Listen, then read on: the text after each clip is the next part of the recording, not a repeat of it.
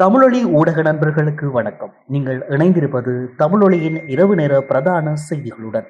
விரிவான செய்திகளை பார்ப்பதற்கு முன்பாக தலைப்புச் செய்திகளை பார்க்கலாம். அனைத்து வாகனங்களுக்கும் எரிபொருளை பெற்றுக்கொள்ள அனுமதி. அமைச்சர்கள் மற்றும் அரசு அதிகாரிகளுக்கான எரிபொருள் கொடுப்பனவு மறு அறிவித்தல் வரை எடுக்கப்பட்டுள்ள தீர்மானம். அரச ஊழியர்களுக்கான விசேட விடுமுறை, மின்சார கட்டுப்பாடுகள் தொடர்பில் அமைச்சர் வெளியிட்ட அறிவிப்பு. விழிப்புடன் செயல்பட்டு அனர்த்தங்களை தவிர்க்கவும் இலங்கை மக்களுக்கு அவசர எச்சரிக்கை. அதிகரிக்கும் விலைகள், பொருட்கள் கொள்வனவு செய்வோருக்கு அவசர அறிவுறுத்தல். கோட்டாபய மஹிந்த முன்னிலையில் உயிர்த்த ஞாயிறு தாக்குதல் சூத்திரதாரியை அறிவிக்க போகும் கம்பன்பில. 40 முக்கிய நாடுகளுக்கு விசா இலவசம் கிடைத்தது, அமைச்சரவை அனுமதி. மாணவனை தாக்கிய 3 மாணவர்கள் நீதிமன்றில் உத்தரவு. தமிழர் பகுதியில் ரகசிய தகவலால் சிக்கிய 2 இளைஞர்கள், சோதனையில் கிடைத்த பெறுமதியான பொருள். மட்டக்களப்பில் மனைவியை சுட்ட கணவன், சம்பவத்தால் ஷாக். இனி தொடர்பான விரிவான செய்திகள்.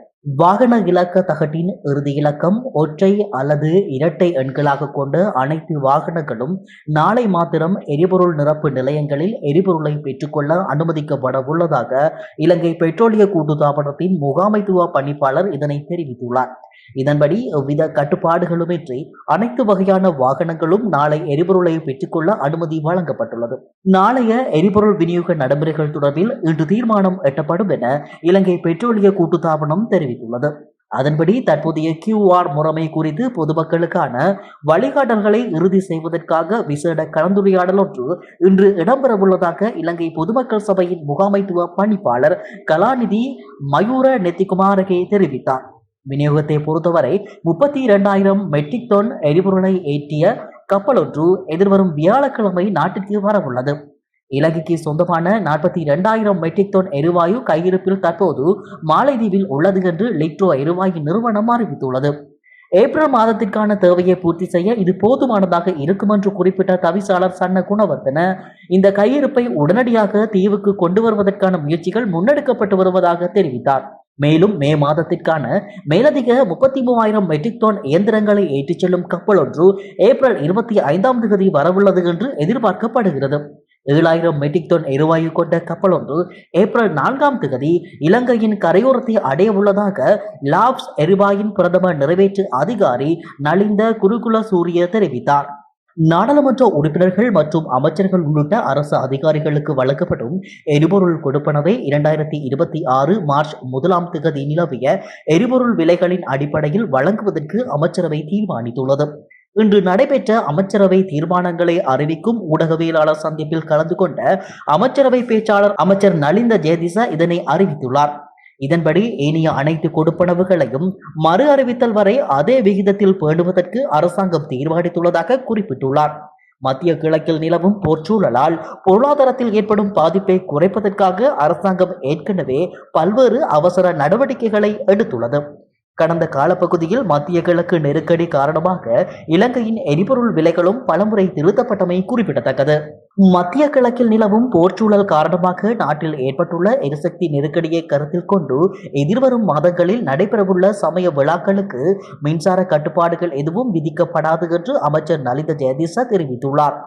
அமைச்சரவை முடிவுகளை அறிவிப்பதற்காக நடைபெற்ற ஊடகவியலாளர் சந்திப்பில் பத்திரிகையாளர் எழுப்பிய கேள்விக்கு பதிலளிக்கும் போதே அமைச்சர் இவ்வாறு கூறியுள்ளார். மேலும் அவர் தெரிவிக்கையில், எரிசக்தியை நிர்வகிப்பதற்காக அரசாங்கம் ஏற்கனவே பல்வேறு நடவடிக்கைகளை எடுத்துள்ளது. மேலும் அந்த நடவடிக்கைகளில் ஒன்றாக புதன்கிழமை அரசு விடுமுறையாக அறிவிக்கப்பட்டுள்ளது. அரசாங்க நிறுவனங்களுக்கான எரிபொருள் சேமிப்பு குறித்து அத்தியாவசிய சேவைகள் ஆணையாளரும் சிறப்பு வழிகாட்டுதல்களை வெளியிட்டுள்ள சூழலில் வரும் மே மற்றும் ஜூன் மாதங்களில் நடைபெறவுள்ள சமய விழாக்களுக்கு பயன்படுத்தப்படும் மின்சாரங்களுக்கு கட்டுப்பாடுகள் எதுவும் விதிக்கப்படாது என்றும் விளக்கம் அளித்துள்ளார். வெஷாக் மற்றும் போஷன் பண்டிகைகளுக்கு அரசாங்கம் மின்சாரத்தை கட்டுப்படுத்தாது என்றும் அரசாங்கம் ஆதரவை வழங்கும் என்றும் அமைச்சர் சுட்டிக்காட்டினார்.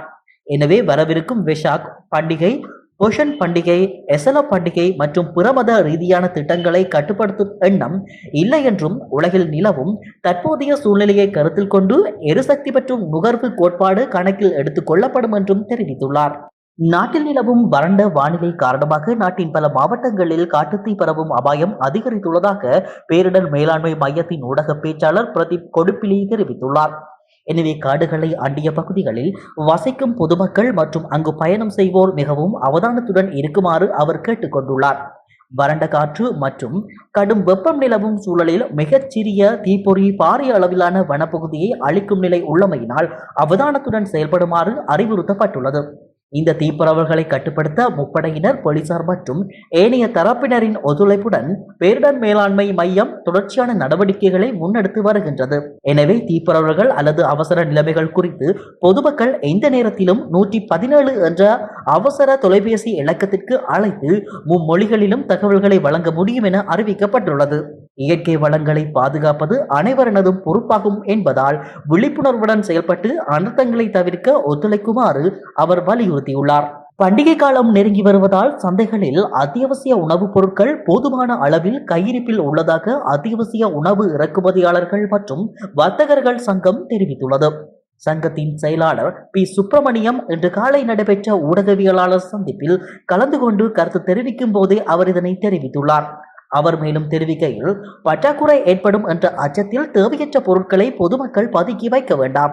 அவ்வாறு செய்தால் சந்தைகளில் தேவையற்ற பொருட்களுக்கு பற்றாக்குறை ஏற்பட்டு அத்தியாவசிய பொருட்களின் விலைகள் அதிகரிக்கும் என குறிப்பிட்டுள்ளார். இதற்கிடையில் சில அத்தியாவசிய உணவுப் பொருட்களின் விலைகளில் சிறிதளவு அதிகரிப்பு ஏற்பட்டுள்ளதாகவும் அவர் இதன்போது சுட்டிக்காட்டியுள்ளார். உயிர்த்த ஞாயிறு பயங்கரவாத தாக்குதல்களின் சூத்திரதாரிகள் யார் என்பதை இன்று நாட்டு மக்கள் அறிந்து கொள்ளப் போவதாக பிவிதுருகல உரிமைய தலைவர் உதய கம்பன்பில தெரிவித்துள்ளார். கடந்த 16ஆம் தேதி இடம்பெற்ற ஊடக சந்திப்பில் உயிர்த்த ஞாயிறு பயங்கரவாத தாக்குதல்களின் சூத்திரதாரிகள் யார் என்பதை நாட்டு மக்களுக்கு தெரிவிப்பதாக அவர் கூறியிருந்தார். இந்நிலையில் இது தொடர்பான ஊடக சந்திப்பு சற்று முன்னர் ஆரம்பமாகியுள்ளது. குறித்த ஊடக சந்திப்பில் முன்னாள் ஜனாதிபதிகளான கோட்டாபாய ராஜபக்ச, மஹிந்த ராஜபக்ச, எதிர்க்கட்சி தலைவர் சஜித் பிரேமதாச உள்ளிட்ட அரசியல்வாதிகள் உள்ளிட்ட பல அரசியல் பிரமுகர்கள் கலந்து கொண்டுள்ளனர்.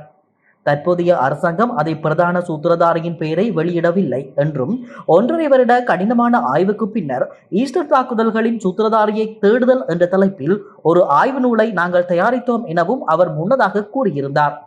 நாட்டின் சுற்றுலாத்துறையை மேம்படுத்தும் நோக்கில் தேர்ந்தெடுக்கப்பட்ட 40 நாடுகளைச் சேர்ந்த கடவுச்சீட்டு வைத்திருப்பவர்களுக்கு இலவச சுற்றுலா விசாக்களை வழங்கும் 6 மாத கால திட்டத்தை இலங்கை அறிமுகப்படுத்த உள்ளது.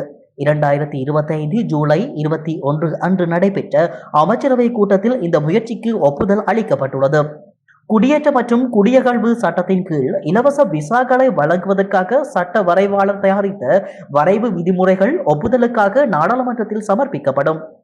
இந்த முன்மொழிவு பொது பாதுகாப்பு மற்றும் நாடாளுமன்ற விவகாரங்கள் அமைச்சரால் சமர்ப்பிக்கப்பட்டு அமைச்சரவையின் ஒப்புதலை பெற்றது. இந்த நடவடிக்கை அதிக சுற்றுலா பயணிகளை ஊக்குவித்து இலங்கையை ஒரு முன்னணி சுற்றுலா தலமாக வலுப்படுத்தும் என்றும் அரசாங்கம் எதிர்பார்க்கிறது. இன்று நடைபெற்ற அமைச்சரவை கூட்டத்திற்கு பிந்தைய ஊடக சந்திப்பில் அமைச்சரவை பேச்சாளர் அமைச்சர் நலிந்த ஜெயதீச அறிவித்தபடி தேர்ந்தெடுக்கப்பட்ட நாடுகள் பின்வருமாறு: Australia, Austria, Bahrain, Belarus, Belgium, Canada, China, செக் குடியரசு, Denmark, Finland, France, Germany, India, Indonesia, Iran, Israel, Italy, Japan, Kazakhstan, Kuwait, Malaysia, நேபாளம், Netherlands, New Zealand, Norway, Oman, Pakistan, Poland, Qatar, Russia, Saudi Arabia, தென்கொரியா, ஸ்பெயின், ஸ்வீடன், சுவிட்சர்லாந்து, தாய்லாந்து, துருக்கி, ஐக்கிய அரபு அமீரகம், ஐக்கிய இராச்சியம், America போன்ற நாடுகளுக்கு இலவச சுற்றுலா விசாக்களை வழங்கும் 6 மாத திட்டத்தை அறிமுகப்படுத்த உள்ளது. ஹட்டனில் உள்ள பிரதான பாடசாலை ஒன்றில் மாணவன் ஒருவனை தாக்கிய சம்பவம் தொடர்பாக கைது செய்யப்பட்ட 3 மாணவர்களையும் ஏப்ரல் 6ஆம் தேதி வரை வெரலவத்த சிறுவர்கள் பராமரிப்பு மையத்தில் ஒப்படைக்குமாறு நீதிமன்றால் உத்தரவிடப்பட்டுள்ளது. ஹட்டன் மாவட்ட நீதிபதி முன் மாணவர்கள் முன்னிலைப்படுத்தப்பட்ட பின்னர் இந்த உத்தரவு பிறப்பிக்கப்பட்டது. சம்பந்தப்பட்ட 3 மாணவர்களும் 28ஆம் தேதி தாக்குதல் நடத்தியதாக சந்தேகத்தின் பேரில் கைது செய்யப்பட்டனர். 3 வாரங்களுக்கு முன்பு 10ஆம் வகுப்பில் படிக்கும் 2 மாணவர் குழுக்களுக்கு இடையே மோதல் ஏற்பட்டது. இந்த மோதலில் பள்ளியின் முன்னாள் மாணவர் ஒருவரும் ஈடுபட்டிருந்ததாக ஆரம்பகட்ட விசாரணையில் தெரிய வந்துள்ளது. திருகோணமலை சம்பூர் போலீஸ் பிரிவில் உள்ள நல்லூர் பகுதியில் வைத்து 2 ஜானை தந்தங்களுடன் 2 சந்தேக நபர்கள் இன்று கைது செய்யப்பட்டுள்ளனர். கைது செய்யப்பட்ட சந்தேக நபர்கள் பாட்டாளிபுரத்தைச் சேர்ந்த 34 மற்றும் 29 வயதுடையவர்களாக சந்தேக நபர்களாக அடையாளம் காணப்பட்டுள்ளனர். சேரூர் வனஜீவராசிகள் திணைக்கள அதிகாரிகளுக்கு கிடைக்கப்பெற்ற இரகசிய தகவலின் பிரகாரம் விற்பனை செய்வதற்காக கொண்டுவரப்பட்ட யானை தந்தங்களுடன் சந்தேக நபர்கள் கைது செய்யப்பட்டுள்ளனர். மட்டக்களப்பு வாகரை போலீஸ் பிரிவில் கணவனின் துப்பாக்கி சூட்டுக்கு இலக்காகிய 27 வயதுடைய 3 பிள்ளைகளின் தாய் படுகாயமடைந்த நிலையில் மேலதிக சிகிச்சைக்காக மட்டக்களப்பு போதனா வைத்தியசாலையில் சேர்க்கப்பட்டுள்ளதாக போலீசார் தெரிவித்தனர். குறித்த சம்பவம் நேற்று இரவு ஆற்றங்கரை வீதி புச்சாக்கேணியில் இடம்பெற்றுள்ளது. குடும்ப தகராறு காரணமாக இருவரும் பிரிந்து வாழ்ந்து வருவதாகவும் மனைவி தமது தாயாருடன் வாழ்ந்து வந்த வேளை மனைவியை பழிதீர்க்கும் முகமாக தோணித்தாட்டமடு என்னும் இடத்தில் வசித்து வந்த கணவர் கட்டு துப்பாக்கியுடன் வந்து அவரை சுட்டுள்ளார். கணவன் துப்பாக்கியுடன் தலைமறைவாகியுள்ள நிலையில் போலீசார் அவரை கைது செய்யும் நடவடிக்கைகளில் ஈடுபட்டுள்ளதுடன் குறித்த சம்பவம் தொடர்பாக வாகரை போலீசார் மேலதிக விசாரணைகளை மேற்கொண்டு வருகின்றனர். இத்துடன் தமிழ் ஒளியின் இரவு நேர பிரதான செய்திகள் நிறைவடைகின்றன. இதுபோன்ற செய்திகளை உடனுக்குடன் பெற்றுக்கொள்ள தொடர்ந்தும் தமிழொலியுடன் இணைந்திருங்கள். வணக்கம். தமிழொலி ஒரே பார்வையில் இன்றைய செய்திகளை உடனுக்குடன் தெரிந்து கொள்ள தமிழொலி யூடியூப் தளத்தை சப்ஸ்கிரைப் செய்து கொள்ளுங்கள். இந்த வீடியோ பிடிச்சிருந்தா லைக் பண்ணுங்க, கமெண்ட் பண்ணுங்க, ஷேர் பண்ணுங்க. மறக்காம கீழே இருக்கிற பெல் ஐகானை கிளிக் பண்ணுங்க.